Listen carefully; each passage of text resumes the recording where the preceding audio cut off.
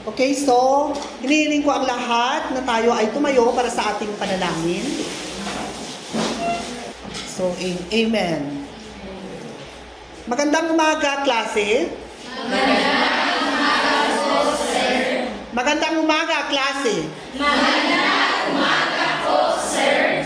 Okay, bago kayo umupo, ay siguraduhin malinis ang inyong mga silya at umupo ng maayos. Maaari na kayo umupo. Thank you, sir. So, una sa lahat, magpapakilala ako. Ako nga pala si Ginoong Aldi Flores Arnidubal, nagtapos ng Bachelier sa Sekundaryang Edukasyon, Mayoryang Pilipino, SMIT. Okay. Sa aking klase, meron akong mga pamantayan para ang pagkatuto ay mas maganda ang iyong, mas marami kayong matutunan. Una, manahimik.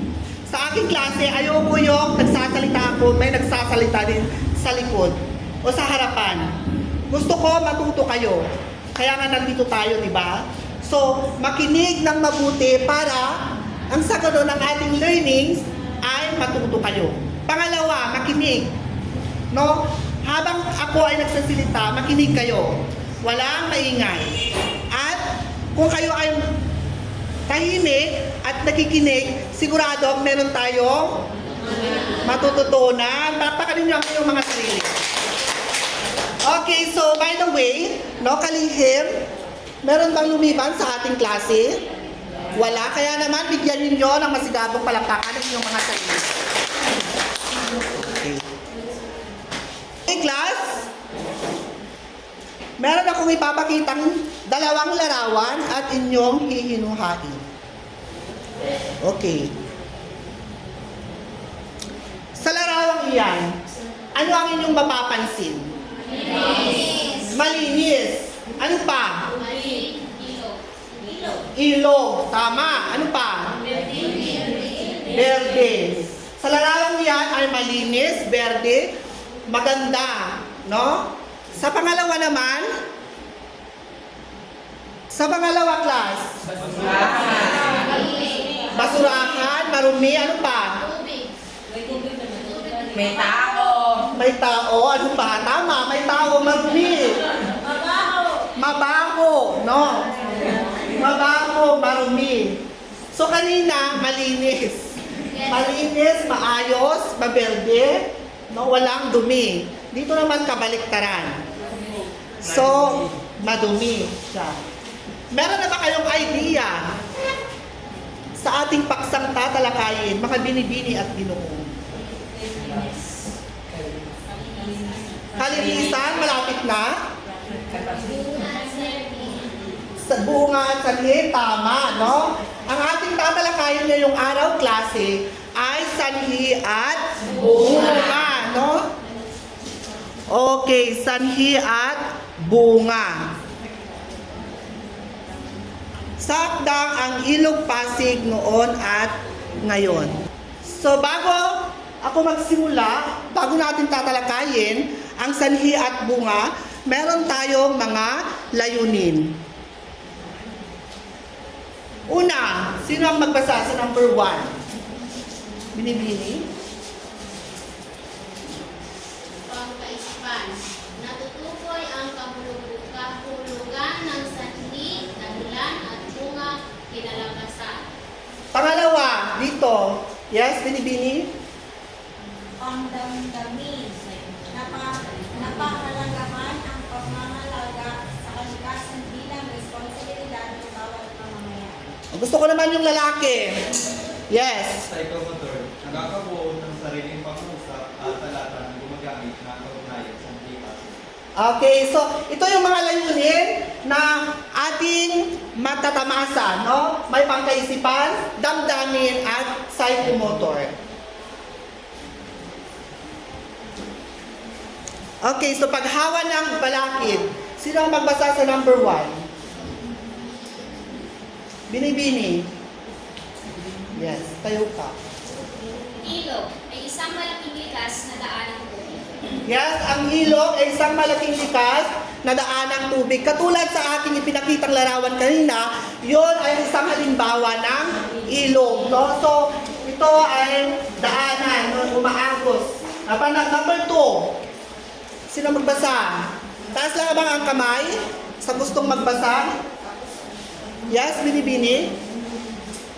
Dumadaloy, maagos. Umaagos. Siyempre, dumadaloy is umaagos. Pangatlo. Kayo. Kalakal, balitan, pagbili at pagbenta ng mga produkto. Tama. Palitan, pagbili, pagbinta ng mga produkto. Yan yung balakid o paghawan ng balakid, pangangalakan. Number 4. Produkto ay isang bagay na ginagawa upang may benta. Yes, kung meron kang isang produkto, halimbawa sapatos, yan no, produkto mo na kailangan mong ibenta, no? Sa pangangalakan. Okay, dumako tayo sa pagpapatuloy. Ang Ilog Pasig noon at ngayon. Sino ang magbabasa nito? Ang Ilog Pasig noon at ngayon.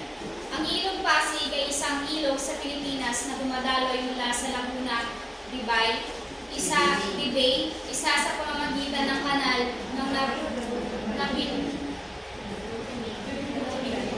Napindan. Kanal ng Napindan. Napindan patungong loob ng Maynila. May haba ng 25 kilometro at hinahati ng kalakihang Maynila sa dalawa. Ang Ilog Marikina at Ilog San Juan ang pangunahing mga sangalilo. Ang Ilog Pasig noon ay malinis, maayos at maganda. Katunayan, ito ay isang mahalagang ruta pang transportasyon ng mga Kastila noon sa kanilang pangangalakan o pagpapalitan ng mga produkto sa ibang bansa. May mga bahay na nakatayo malapit dito, pero napapanatili nilang malinis at maayos ang Ilog Pasig. Ang Ilog Pasig noon ay isa sa mga ilog na lubos na hinahangaan ni Dr. Jose Rizal. Kitang-kita ang malaking kaibahan ng Ilog Pasig noon at ngayon. Ang dating malinis at magandang Ilog Pasig ay naging marumi at pangit. Marami nang nakatayong mga bahay sa tabi ng Ilog Pasig. Mga bahay na wala na sa ayos, kung itong tignan na naging tapunan at tambakan na ng mga basura ang Ilog Pasig ngayon. Mabaho ang amoy at kulay itim na ang kulay ng ilog. Ibang-iba na talaga. So napakinggan natin ang binasa ni Binibini sa ang ating topiko na pinamagatan ang Ilog Pasig noon, no? Nalaman natin na ang Ilog Pasig pala noon ay maganda, malinis, no? Ngayon ay nagkaroon na ng maraming bahay, basura, no? At isa sa ating mga bayani ay ipinagmamalaki niya ang Ilog Pasig sapagkat maganda, malinis, no? At ito din daw ang ruta ng transportasyon ng mga Kastila, no? Dito. So, ang Ilog Pasig, Sa end na lang siguro, sir, yung pagbibigay ng Can you present a little of the number 3?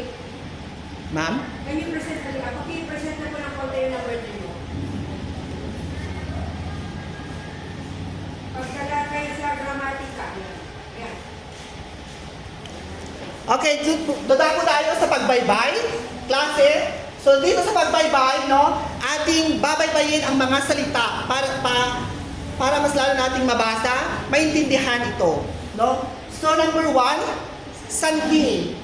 Pagbibaybay natin sanhi or S-E-N-I-Y. Parang ini-spell din natin S-E-N-I.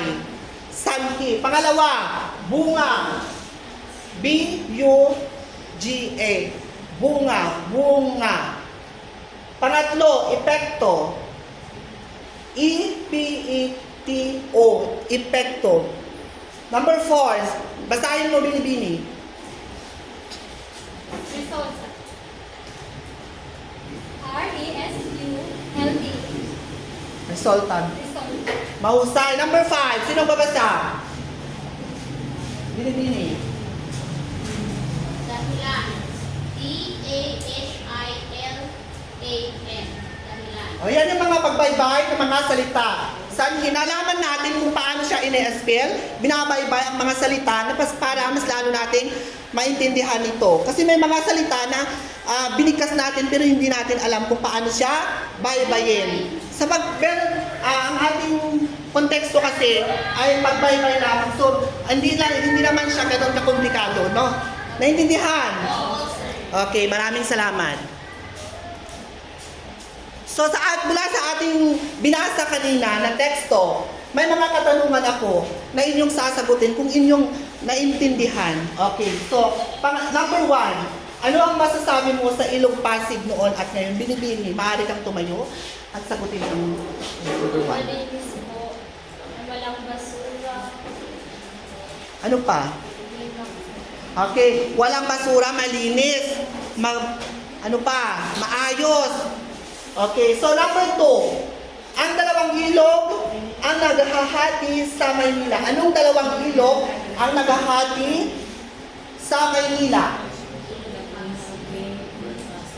Yes, tama. Ilog Pasig. I know.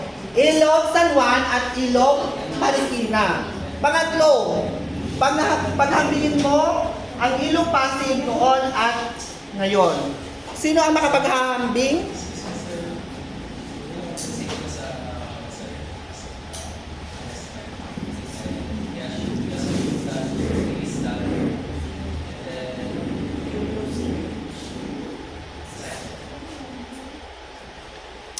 Okay, klase, papangkatin ninyo sa 3 grupo ang inyong grupo. Magbilang kayo ng 1, 2,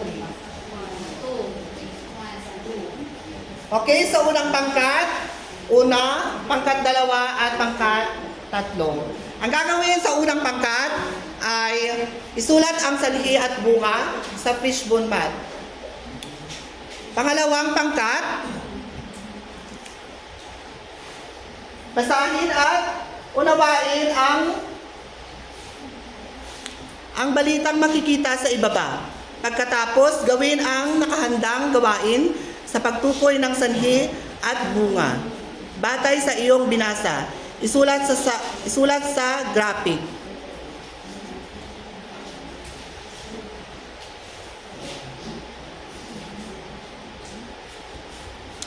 So sa pangalawang pangkat, dito isusulat ninyo kung ano yung nabasa ninyo doon sa graphic na yon.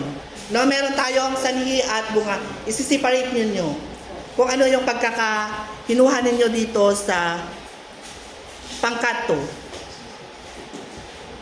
Pangkat 3, lumikha ng isang awitin na may sanhi at bunga, salungguhitan at bilugan ang bunga. No, pag lumikha kayo ng marunong kayong lumikha ng kanta? Okay, so pag lumikha kayo ng kanta, aalamin niyo doon, bibilugan o sasalungguhitan ninyo ang sanhi at bunga. So, simple lang siya.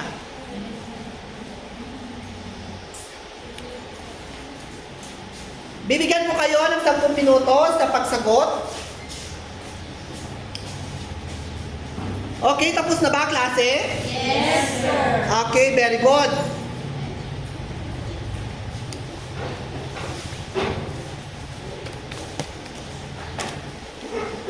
Mahusay, mataas ang inyong score, no? Batid ko na kayo ay talagang nakinig sa aking klase. Maraming salamat. So dito,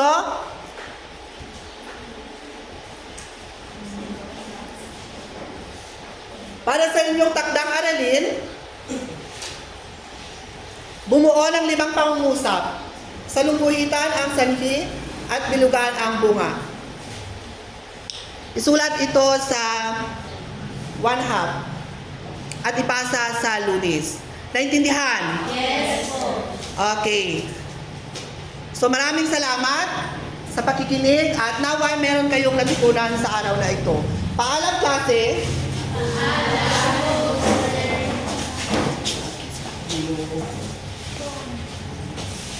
Thank you, sir.